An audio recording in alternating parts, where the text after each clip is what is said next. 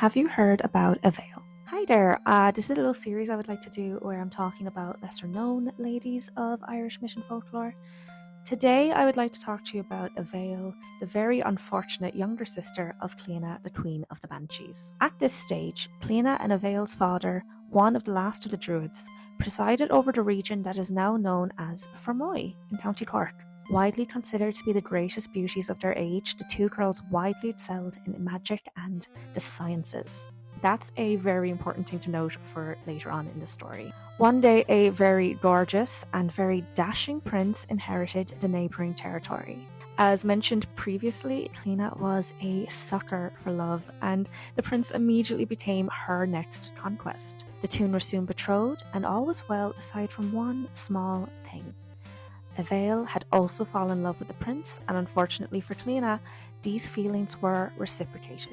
Now, I would like to go out in defense of Aoibhell. She really did try here. She really tried to hide her feelings for her sister's sake, but when Clíodhna did eventually find out, she immediately flew into a vicious, jealous rage. Clíodhna created an enchantment so that Aoibhell's health and beauty would decline dramatically, eventually lulling her into a deep, death-like sleep. So at this stage, the entire court is in mourning. Aoibhell is presumed dead.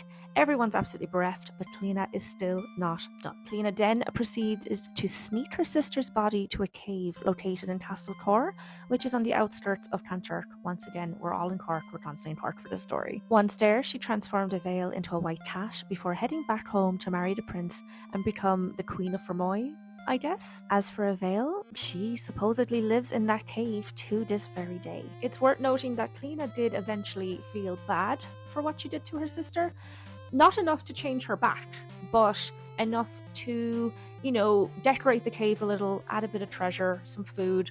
It's supposedly a very beautiful palace. Each year, for 1 week before midsummer, poor Aoibhell returns to her human form, appearing as a beautiful young woman of 20. It's said to be pretty difficult to actually find her palace and enter it within the cave, but if you do and you enter without greed in your heart, you can join Aoibhell for a feast. However, if you enter the cave with the intention of stealing her treasure, Aoibhell will curse you to live a life in grief and mourning over what you have lost forevermore.